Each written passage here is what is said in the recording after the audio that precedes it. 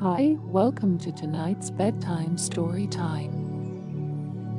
It's a time for us to relax together, forget about the worries of the day, and immerse ourselves in a magical world of stories. Before we begin this story, let's take a deep breath and a short meditation together to make sure our bodies and minds are ready to enter this magical journey. Now imagine yourself standing in a peaceful forest. You can feel the soft wind blowing against your skin, and the leaves sway gently in the breeze, making a soft sound. The forest is full of life and harmony. You feel safe and calm. In the forest, you start walking slowly, with light steps, and become one with nature. You can hear birds singing in the distance, the sound of streams flowing, and the subtle sounds of trees. Your mood becomes increasingly peaceful and calm. Now, slowly come back here and stay calm and relaxed. Let's start our amazing journey tonight. Relax and get ready to hear the story of Thumbelina. A long time ago, far away, there lived a woman and her husband. The woman was very sad because she had no children. One day, she was sitting by the window. "I wish I had a daughter," she sighed. "Even if she's the size of my thumb."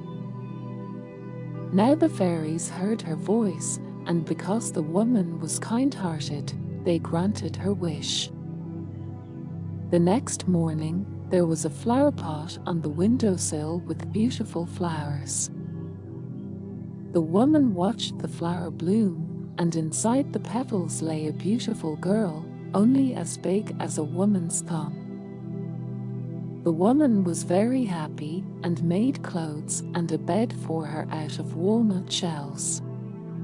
The girl ate a little bit, the crumbs were like a loaf of bread to her. "I'll call you Thumbelina," said the woman. Others looked at Thumbelina, the toad in the creek. She is looking for a wife for her son, and Thumbelina is the perfect choice. One night, she came and stole Thumbelina while she was sleeping. She climbed through the broken window pane and dragged away the walnut shells. Thumbelina woke up near the toad's hole by the stream. "You are my son's wife," said the old toad. "He will take you to him later today." Thumbelina didn't want to be Toad's wife and looked around for help. A butterfly took pity on her and said, "Jump on this leaf, and I will drag it downstream, away from the toads." Thumbelina is so small and light that the butterfly can drag the leaves easily.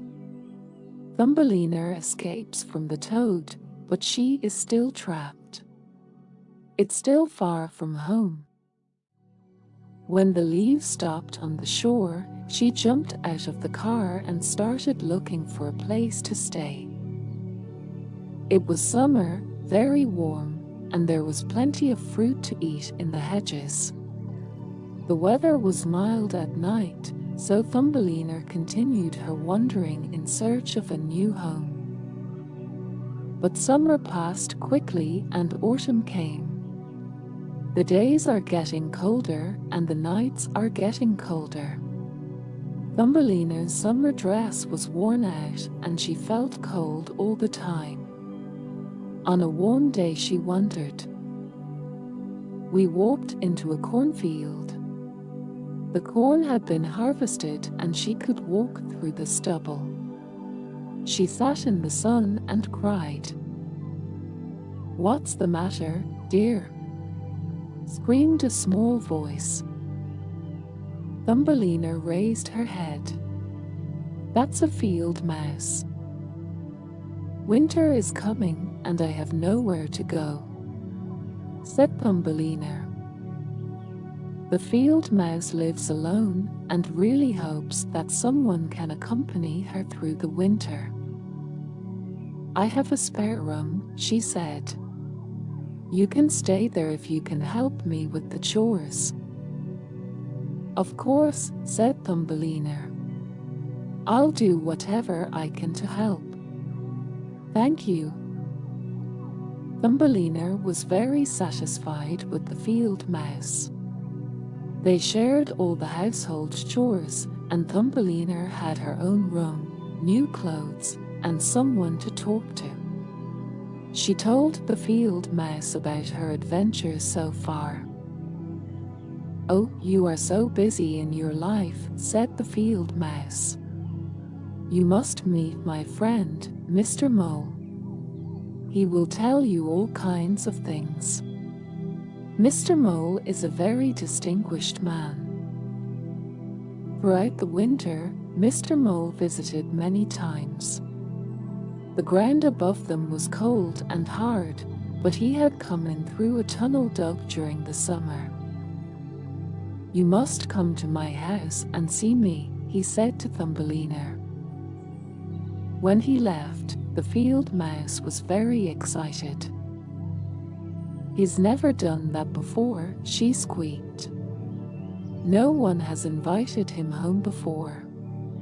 He must like you. You know, your best bet is to marry him. Thumbelina was frightened. She doesn't want to marry Mr. Mole.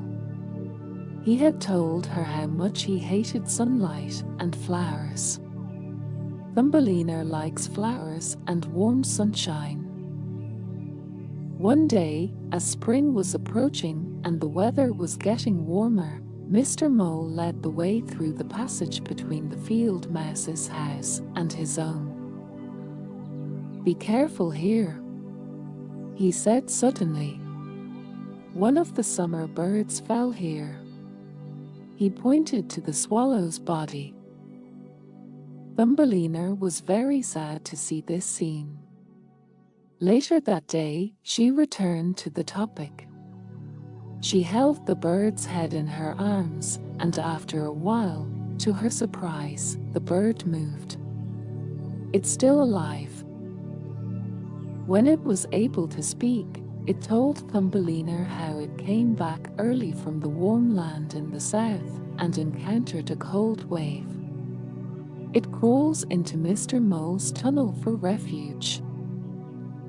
Thumbelina brought food to the swallow, and soon it was ready to leave. Follow me, Thumbelina, said the swallow. I can't, said Thumbelina. It's not fair to leave Vole so suddenly. She's been great to me. If you change your mind, said the swallow, flying over her head, just call me. Goodbye and thank you. As winter turned to spring, Mr. Mole's desire for Thumbelina to be his wife became more obvious. We can get married in the fall, he told the field mouse, who was very excited. Oh, Thumbelina, she said. We're going to get everything ready for the fall. We have to make you new clothes, new sheets for your new home, all kinds of stuff. Busy, busy, busy.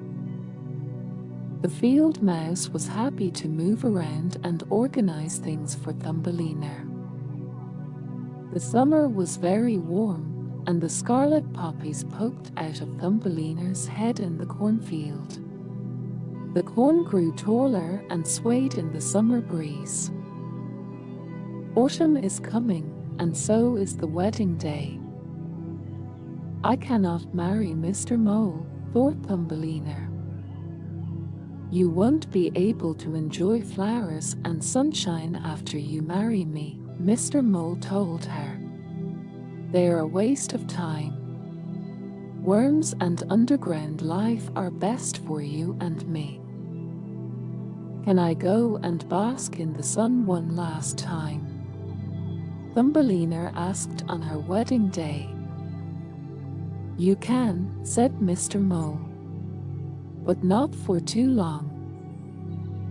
Thumbelina ran down to the ground and crossed the cornfield. "Come to me, little swallow," she cried. "Help me escape." After a while, the swallow flew down. "Thumbelina," he said, "I'm waiting for you. Climb onto my back. We'll fly south to warmer lands." When the swallow flew southward over the fields, forests, lakes, and oceans, Thumbelina climbed up and clung to the swallow's feathers. "The land has changed and the climate has become warmer. This is my home," Yenzi said at last. "I'll put you in a flower." The swallow landed, and Thumbelina climbed down and looked at the flowers around her. Among the petals, there is a person the same size as Thumbelina. They have wings and can fly from flower to flower. They welcomed her and told her how beautiful she was. "Will you be our queen?" asked the handsomest man, who was also the king.